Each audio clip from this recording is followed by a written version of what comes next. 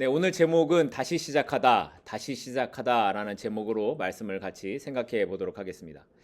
2000년 7월 만취한 운전자가 낸 추돌 사고로 인해 전신에 3도 화상, 3도가 제일 높은 거예요.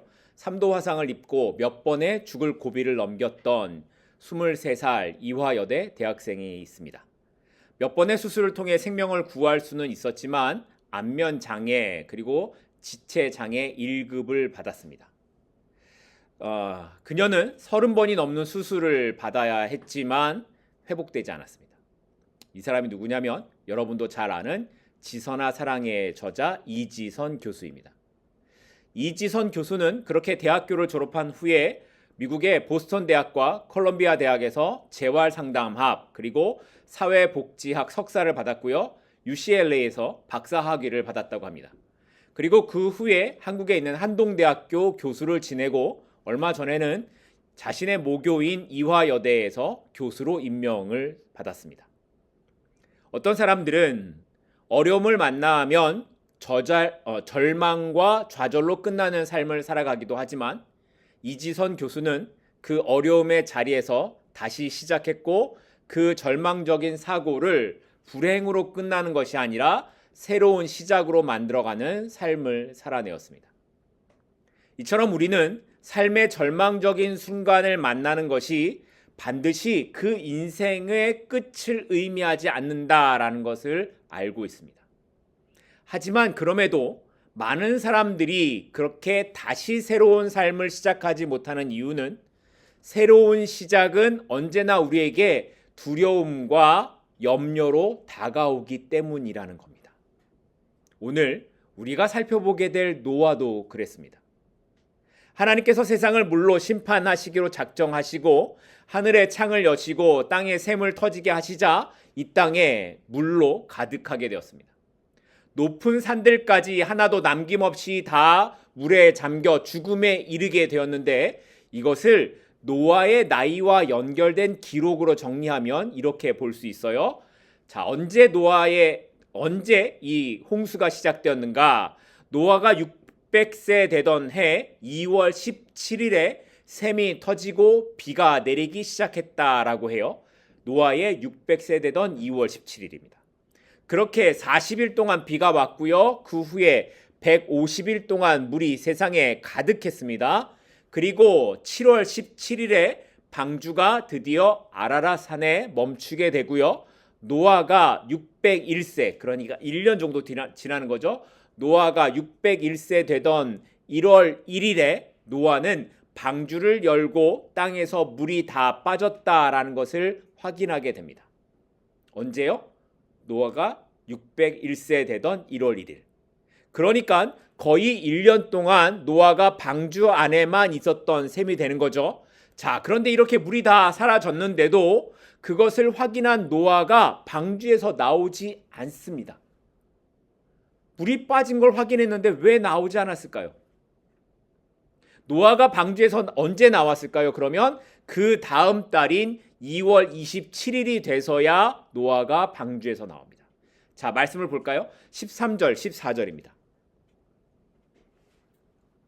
601년 첫째 달 곧 그 달 초하룻날에 땅 위에서 물이 거친지라 노아가 방주 뚜껑을 제치고 본즉 지면에서 물이 거쳤더니 둘째 달 21의 날에 땅이 말랐더라.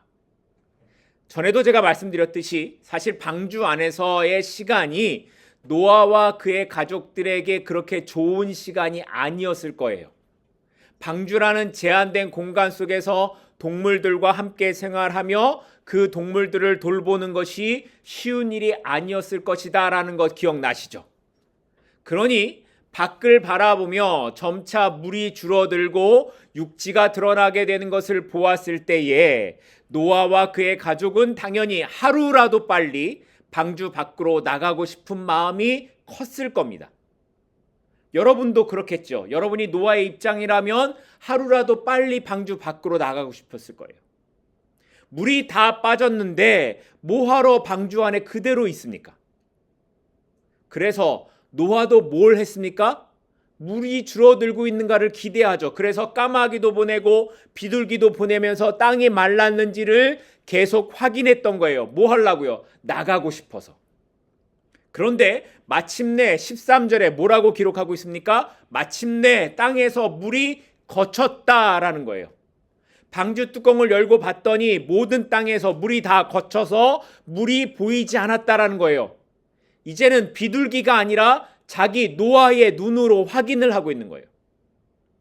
그런데 그런 상황에서 노아가 어떤 행동을 하고 있습니까? 그는 즉시 밖으로 나가지 않았습니다. 물이 없는 상황을 눈으로 확인하고도 그는 자신의 생각을 먼저 두고 행동하지 않았다라는 거예요. 노아는 마치 방주에 들어올 때처럼 나가는 때에도 하나님의 말씀을 기다렸습니다. 여러분은 어떠십니까? 여러분이 노아의 입장이라면 여러분이 노아처럼 행동할 수 있겠다라는 생각이 드십니까? 우리는 종종 우리 눈에 보이는 현실의 기준을 두고 행동하려는 경향이 있습니다. 내 자신이 볼 때 또는 내 경험과 판단이 이제는 됐다고 지금 하는 게 가장 좋다라고 생각이 들 때에 우리는 행동으로 옮기거나 그렇게 하고 싶은 때가 많은 것이 사실입니다. 그런데 노아는 어떻게 합니까? 눈에 보이는 상황이 아니라 하나님의 말씀에 움직이는 삶의 모습을 보여주고 있습니다. 지금 상황이 좋아서 안 나간 게 아니에요. 안 좋아서 안 나간 게 아니에요. 노아는 나가고 싶었겠죠. 그리고 현실적인 상황을 봐도 나가는 게 괜찮아 보입니다. 그런데 안 나가는 겁니다. 왜 그렇습니까? 하나님의 시간, 하나님의 말씀이 없기 때문이라는 거예요. 노아는 자신의 판단을 신뢰하지 않고 끝까지 하나님의 말씀을 기다리는 것을 보여줍니다. 노아는 자신의 눈으로 볼 때 물이 말라 있는 것처럼 보였겠지만 그는 자기 생각으로 앞서지 않고 하나님의 때를 믿고 기다렸습니다. 그런데 만약 여기서 노아가 자신의 욕심이나 하고 싶은 것을 따라서 나갔더라면 어떻게 됐을까요? 나갔더라면 어쩌면 처음에 좋았을지도 몰라요. 그러나 그 모든 것들이 하나님의 뜻에서 벗어나게 되었을 때 그것은 노아에게 유익이 아니라 오히려 잘못된 선택에 대한 대가를 치러야 하는 결과만 가져오게 되었을 겁니다. 그런데 이런 모습이 우리의 삶에서도 많이 나타나지 않습니까? 우리가 살아가면서 겪게 되는 유혹들 중에 하나는 우리 눈에 이렇게 하면 뭔가 될 것처럼 보인다는 거예요. 지금 당장 나가서 행동해야 될 상황처럼 보이기 때문에 우리가 뭘 안 해요? 기도하지 않아요. 뭘 안 해요? 하나님의 뜻을 구하지 않아요? 그리고 뭘 해요? 우리의 행동을 먼저 하는 겁니다. 그런데 그렇게 하면 어떻게 됩니까? 결국에 이 길이 아니었구나를 깨지고 나서야 알게 되더라 하는 겁니다. 내 생각에는 될 것 같았는데 하나님보다 앞서가면 결국 실패만 있을 뿐이라는 겁니다. 그러니 노아가 하나님의 말씀을 기다린 것처럼 우리의 삶의 여러 중요한 순간에서 우리는 하나님의 인도하심을 기다려야 합니다. 물론 이렇게 기다리는 것이 쉽지 않을 겁니다. 때로는 나의 상황이 정말 긴박한 순간에 놓일 수도 있고 이때가 아니면 늦어지는 것처럼 여겨지는 순간이 있을 수도 있을 겁니다. 그래서 하나님의 뜻을 구하고 기다리는 것은 뭔지 아세요? 믿음이라는 거예요. 정말 하나님을 믿는 믿음이 아니면 기다리는 게 가능하지 않기 때문이라는 거예요. 노아가 하나님을 기다린 것은 그래서 그의 믿음을 보여주는 삶의 모습이었던 겁니다. 그리고 그런 노아에게 하나님께서는 가장 맞는 시간에 이렇게 말씀을 하십니다. 오늘 본문 15절과 16절입니다. 하나님이 노아에게 말씀하여 이르시되 너는 내 아들과 내 아들들과 내 며느리들과 함께 방주에서 나오고. 마침내 하나님께서 노아에게 방주에서 나오라라는 말씀이 떨어졌습니다. 한 달을 넘게 기다렸죠. 그렇게 기다렸던 말씀을 따라 노아가 방주에서 나오게 됩니다. 노아는 그렇게 방주를 만들고 방주에 들어가고 나오는 모든 순간을 하나님의 말씀에서 떠나지 않았습니다. 그는 오로지 하나님의 말씀을 기다렸고 하나님의 말씀을 믿고 따랐습니다. 그리고 이것이 바로 하나님께서 보신 노아의 의로움이었던 겁니다. 오늘 우리가 노아를 통해 잊지 말아야 하는 것은 하나님의 생각은 우리와 다르며 하나님의 시간과 계획은 우리와 다르다라는 거예요. 우리는 당장 5분 후에 일어날 어떤 것도 알지 못하는 불안한 존재가 맞습니다. 그러나 하나님께서는 완전하시며 하나님의 계획과 일하심에는 조금의 오차와 실수도 일어나지 않는다는 사실입니다. 그러니 지금 안 되더라도 설령 내가 하나님의 뜻을 기다리다가 일이 안 되는 것처럼 느껴지더라도 성도는 하나님의 뜻을 구하고 기다리는 믿음 안에서 살아가야 한다라는 겁니다. 비록 더딜지라도, 비록 안 되는 것처럼 보인다고 해도 하나님보다 앞서지 않겠습니다라는 이 고백, 이 믿음이 오늘 저와 여러분 가운데 있기를 소망합니다. 자, 이렇게 노아와 그의 가족이 방주에서 나오게 되었을 때에 그들의 마음속에는 아마도 앞으로 어떻게 살아가야 될까 이런 막막함이 가득했을 거예요. 자기들은 하나님의 은혜로 홍수에서 살아남기는 했지만 방주 밖으로 나온 세상은 완전히 변해 있었습니다. 이전에 존재했던 문명도 가인의 후손들이 세웠던 도시도 모든 것이 물로 덮여 사라졌습니다. 사람들뿐만 아니라 식물과 모든 생물들 역시 전멸했으며 땅에 살아있는 것이라고는 방주 안에 있던 동물들만이 전부였습니다. 그들에게 펼쳐진 세상은 새로운 시작이었지만 동시에 모든 것이 낯설고 두려울 수밖에 없었을 겁니다. 그리고 이런 상황에서 그들은 앞으로 어떻게 살아가야 될까, 이 삶을 어떻게 이어가야 할까 아마 막막하고 혼란스러웠을 겁니다. 그런데 그때에 하나님께서 노아에게 주신 말씀이 바로 오늘 본문 17절에 나오는 말씀입니다. 오늘 말씀 17절입니다. 너와 함께한 모든 혈육 있는 생물 곧 새와 가축과 땅에 기는 모든 것을 다 이끌어내라. 이것들이 땅에서 생육하고 땅에서 번성하리라 하시매. 자, 마지막에 있는 17절 마지막 말씀이 뭐예요? 땅에서 뭐 하라고요? 생육하고 땅에서 뭐 하라고요? 번성하리라. 생육하고 번성하리라 라는 거예요. 자, 그런데 이 말씀 어디서 들어본 것 같지 않으십니까? 생육하고 번성하라. 창세기 1장 8절입니다. 창세기 1장 28절입니다. 죄송해요. 창세기 1장 28절입니다. 하나님이 그들에게 복을 주시며 하나님이 그들에게 이르시되 생육하고 번성하여 땅에 충만하라. 땅을 정복하라. 바다의 물고기와 하늘의 새와 땅에 움직이는 모든 생물을 다스리라 하시니라. 자, 보세요. 하나님께서 아담과 하와를 창조하셨을 때 주셨던 명령과 비슷하죠. 비슷해요. 동일하진 않아요. 잘 보시면 오늘 8장의 내용과 1장의 말씀이 좀 다릅니다. 처음 아담과 하와에게 주셨던 명령은 생육하고 번성하라 라는 능동적인 요구, 그러니까 너희들이 그렇게 살아가라 라는 하나님의 명령이었다면 이번에 8장에서는 땅에서 생육하고 번성하리라 라는 말씀으로 하나님께서 그 일을 직접 이루어 가시겠다, 하나님께서 그렇게 만들어 가시겠다라는 하나님의 약속을 보여주시는 거예요. 이게 무슨 말이에요? 노아와 그의 가족이 맞닥뜨린 막막한 상황 속에서 정말 아무것도 없이 다 망해버린 현실 속에서 하나님이 그들을 직접 이끌고 인도하시겠다라는 하나님의 선언을 하고 계시는 거죠.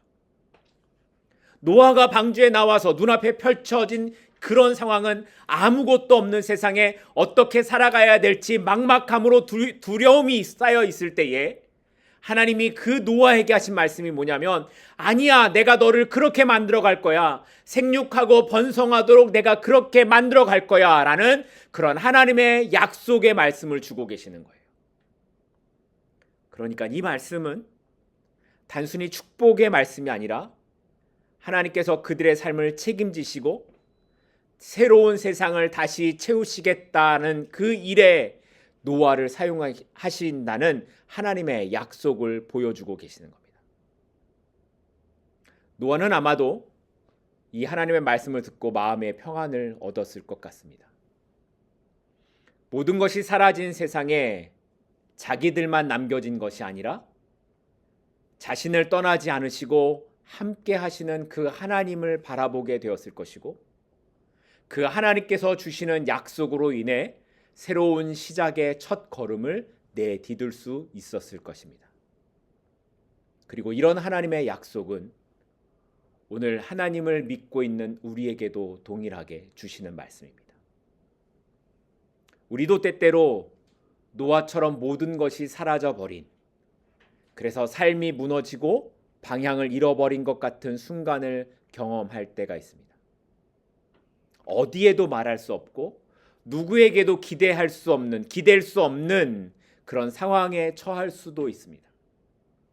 그런데 그때 우리는 하나님께서 우리에게 주시는 이 약속의 말씀을 기억해야 합니다. 내가 너를 이끌어 갈 거야. 아무것도 없는 것 같고 어떻게 시작해야 할지 모르겠지만 그때에도 내가 너를 이끌어 갈 거야. 이것이 바로 노아에게 주신 약속이고, 또한 오늘 하나님의 자녀들에게 주시는 하나님의 약속의 말씀입니다. 이처럼 노아에게 주셨던 생육하고 번성하리라 라는 말씀은 그들의 노력이나 능력으로 이루어지는 것이 아니었습니다.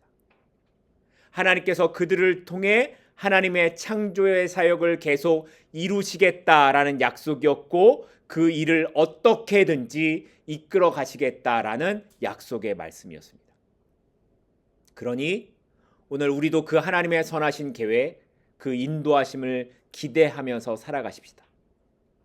노아에게 주신 말씀처럼 내가 너를 그렇게 이끌어 가시겠다라는 그 말씀이 오늘 나에게 주시는 말씀임을 붙잡고 담대하게 오늘의 삶을 하나님과 동행하는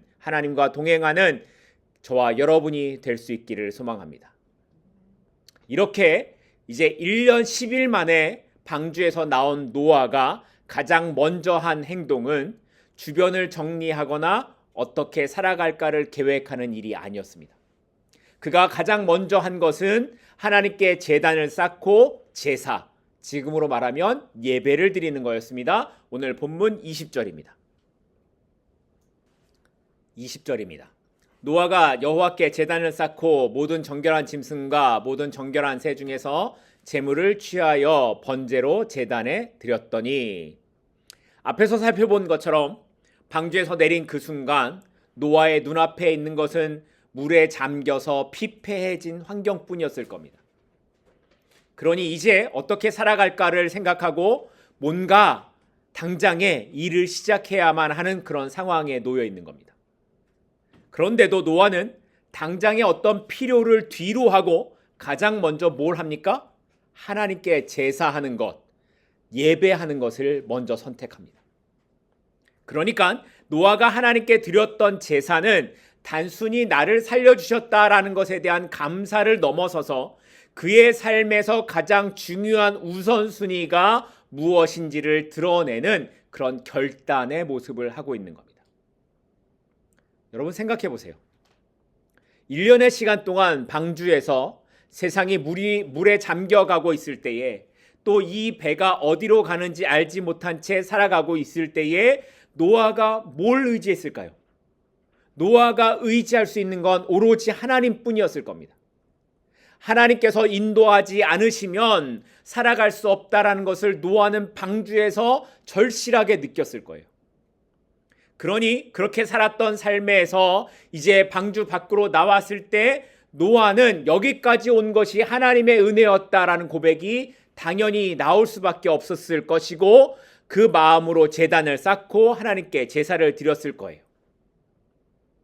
그러니까 이 노아의 제사에는 하나님께서 나를 살려주신 것, 나를 인도하신 것에 대한 감사의 고백도 있었지만 그 하나님의 은혜에 감사하는 마음도 있는 제사였지만 그 제사를 통해 또한 어떤 고백을 하고 있는 거예요? 나를 이렇게 살게 하신 하나님께서 내 삶을 앞으로도 어떻게 하실 것이다? 인도하실 것이다 라는 고백. 다시 말하면 하나님께서 나의 삶의 주인이시다라는 고백을 방주에서 나온 후에 가장 먼저 하고 있었다라는 거예요. 우리가 하나님 앞에 이런 고백을 해요. 하나님이 나의 삶을 인도하셨습니다. 내가 살아온 것은 하나님의 은혜입니다. 라고 고백을 해요. 그 고백은 동시에 뭘 바라고 믿고 있는 거예요? 앞으로도 하나님이 나에게 이렇게 은혜를 베푸실 것이다 라는 것을 믿는 믿음의 고백을 하는 거예요. 그러니 지금 당장 눈앞에 보이는 것보다 당장 해야 하는 일들보다 노아에게 가장 중요한 건 뭐라는 거예요? 하나님께로 나아가는 것, 하나님을 예배하는 거였습니다. 하나님을 믿는 우리의 성도의 삶도 노아처럼 이렇게 살아가고 있지 않으십니까? 우리가 가장 많이 하는 말, 성도들이 가장 많이 하는 말은 하나님의 은혜라는 말입니다. 그렇다면 지금 여러분 앞에 어떤 문제가 있든지 어떤 고민이나 걱정이 쌓여 있든지 간에 그 시간에 우리가 가장 먼저 해야 하는 건 뭐예요? 하나님께 나아가는 겁니다. 하나님의 은혜로 내가 살아왔음을 믿는다면 어떤 상황에서라도 우리가 가장 먼저 해야 하는 건 예배하는 겁니다. 성도는 그 삶의 시작과 중심에 항상 하나님이 계셔야 합니다. 그리고 예배는 그 삶을 나타내는 가장 중요한 근거가 됩니다. 노아의 제사 예배는 그랬습니다. 노아는 눈에 보이는 많은 일들을 뒤로하고 어떻게 살아가야 할지에 대한 염려를 뒤로하고 지금까지 자신을 인도하신 하나님을 생각했습니다. 그리고 그 하나님께 먼저 나아가는 자신의 삶이 하나님께 있음을 고백하는 제사를 드리고 있는 겁니다. 바라기는 오늘 우리의 삶이 노아처럼 하나님께로 먼저 나아가는 삶이 되기를 바랍니다. 우리에게 어떤 바쁨과 어떤 문제와 어떤 고민 앞에 서 있을지라도 하나님을 먼저 예배하시기 바랍니다. 그때에 나보다 앞서서 행하시는 하나님께서 이렇게 말씀하십니다. 나를 존중히 여기는 자를 내가 존중히 여길 것이다. 노아의 제사에서 한 가지 더 생각해 볼 수 있는 것은 예배와 제사는 하나님께 드리는 종교적인 행위가 아니라 나 자신의 죽음을 고백하는 자리라는 겁니다. 제사에는 항상 뭐가 있습니까? 죽음이 있습니다. 제단 위에서 죽임을 당하는 희생 동물은 제사를 드리는 사람의 죄를 대신하고 그를 대신해서 죽음으로 인해 그 피가 하나님께 드려지는 것을 의미했습니다. 그러니까 제사라는 행위는 단순히 내가 하나님께 제물을 드렸다, 내가 하나님께 뭔가를 했다라는 의미가 아니라 하나님 앞에서 내가 어떻다? 죽었습니다를 고백하는 그런 의미가 있다라는 거예요. 그러니 지금 내가 살아가고 있는 것은 하나님의 은혜이고 죄 아래 있던 나를 살리신 이 모든 것이 하나님의 은혜입니다를 고백하는 것이 바로 제사라는 겁니다. 노아의 제사는 이렇게 과거의 홍수에서 나를 구원하신 것에 대한 감사만이 아니라 자신 역시 홍수의 심판 속에서 죽어야 했지만 하나님께서 나를 죽음에서부터 살게 하셨다는 것, 그러니 이 생명이 하나님께 있다라는 고백으로 제사를 드렸던 겁니다. 여러분, 죽은 사람이 무슨 욕심이나 자기의 자아가 드러날 수 있습니까? 죽은 사람은 할 수 없죠. 제사가 그런 거라는 거예요. 내가 이 동물과 함께 죽었습니다. 그러면 여기에 내 욕심과 자아도 죽었다라는 것을 함께 고백하는 것을 말하는 겁니다. 그리고 오늘 우리가 드리는 예배도 바로 그런 것이라는 거예요. 예배의 가장 중요한 본질은 하나님께 나와서 하나님 내가 이게 필요합니다. 하나님 내가 이렇게 힘듭니다. 이런 필요와 소망을 요청하는 것이 아니라는 거예요. 물론 그런 소망을 갖고 예배에 나왔다가 하나님을 만날 수도 있죠. 그러나 그것은 하나님께서 그 사람을 부르시는 방법이지 그것이 예배의 본질은 아닙니다. 예배는 나의 죽음에서부터 시작되는 겁니다. 죄로 인해 죽을 수밖에 없었던 나이지만 예수 그리스도께서 대신에 죽으심으로 내가 살게 되었다라는 은혜와 기쁨이 있는 것이 바로 예배입니다. 그러니 그렇게 고백하는 사람에게, 그렇게 예배하는 사람에게 내가 드러나고 내 욕심이 드러나고 내 주장과 내 권위가 드러날 수 없지요. 그런데 오늘날 교회를 보면 어떻습니까? 예배를 드리고 나와서 너무 많이 싸우죠. 너무 많이 자신을 드러내죠. 너무 많이 자기의 욕심을 말합니다. 그게 참 예배라고 할 수 있을까요? 여전히 내가 살아있고 여전히 내 의의가 살아있으면, 여전히 내 자랑이 살아있으면 그 자리에는 주님이 없습니다. 그걸 예배라고 할 수 없습니다. 그러니 예배자로 서는 사람은 나의 죽음을 기억하고 하나님의 은혜를 고백하는 자리에 있어야 합니다. 여러분이 지금 예배하는 이 시간에 여러분이 죽음을 생각하지 않는다면, 내가 죄로 인해 죽을 수밖에 없던 사람이었다는 걸 생각하지 않는다면 우리는 바르게 하나님을 예배할 수 없습니다. 노아의 제사처럼 우리의 죽음을 고백하고 예수 그리스도 안에서 새로운 삶을 살아가고 있음을 고백하는 그런 예배를 드리십시다. 그리고 그 예배의 자리에 있기에 이제는 내가 사는 것이 오직 예수 그리스도께서 내 안에 사시는 것이다 라는 이 고백이 되는 그런 예배가 될 수 있기를 소망합니다. 이제 말씀을 맺으려고 합니다. 노아가 경험한 홍수 이후의 세상은 완전히 달라진 세상이었습니다. 아무것도 남지 않고 아무것도 보장된 것이 없는 막막한 상황이었습니다. 그럼에도 노아는 하나님의 인도하심을 기다렸고 방주에서 나온 후에 가장 먼저 제사를 드렸습니다. 그가 이렇게 제사를 드렸던 것은 죽음과 은혜에 대한 고백으로 앞으로의 삶이 오직 하나님께 속해 있음을 고백하는 결단이었습니다. 그렇기에 그는 당장 눈앞에 보이는 일들, 당장 내가 해야 하는 것들을 쫓아가는 것이 아니라 하나님께 제사하는 것으로, 하나님께 예배하는 것으로 새로운 삶을 시작했던 거였습니다. 오늘 우리가 살아가는 인생에서도 때론 이렇게 막막하고 아무것도 할 수 없는 것 같은 때를 만나게 될지도 모릅니다. 그런데 그때에 하나님께서 노아를 통해 우리에게 주시는 말씀이 뭐라고요? 나의 생각과 상황을 기준으로 두지 않고 하나님을 기준으로 두고 살아갈 수 있겠냐는 것입니다. 그리고 그 삶을 살아가는 사람들에게 하나님께서 이렇게 말씀하십니다. 내가 너를 이끌어 갈 거야. 내가 이끌어 갈 거야. 우리가 다시 시작하는 그 자리에서도 하나님은 여전히 함께 하시고 우리를 인도하실 것입니다. 그러니 하나님의 인도하심을 따라 오늘도 우리의 믿음의 걸음을 내딛는 우리 모든 성도들 함께 되실 수 있기를 간절히 소망합니다. 기도하겠습니다.